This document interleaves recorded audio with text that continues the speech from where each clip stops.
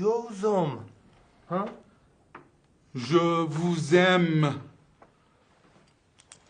جوزم.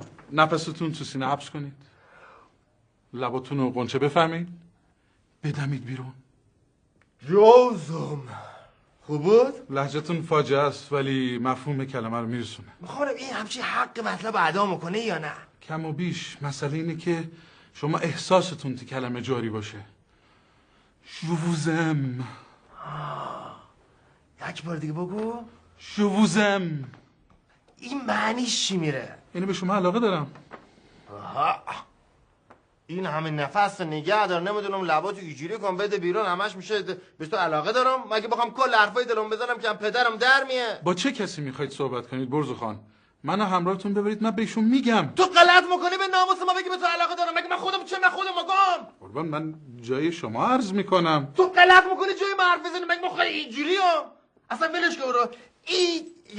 ایو بگو به ما که دلم برات تنگ رفته. ای چی میشه؟ Vous m'avez manqué énormément.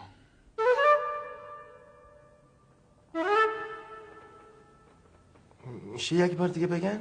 Vous m'avez manqué énormément.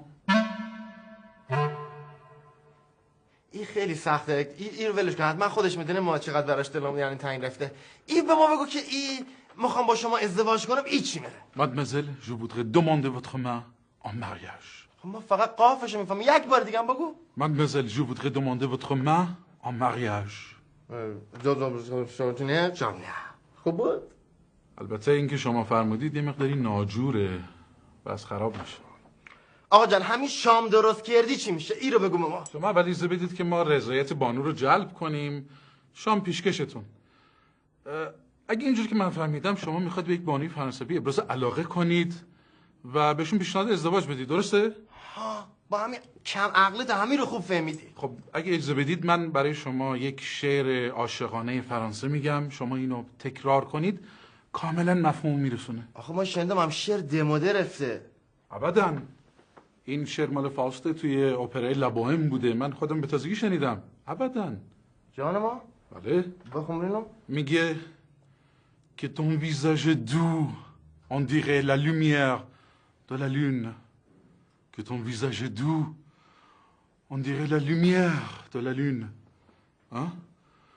Si j'aurais osé laisser mon corps hors de sa cage, ça aurait envolé comme une plume envers de toi.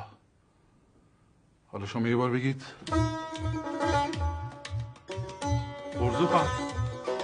برزو خان.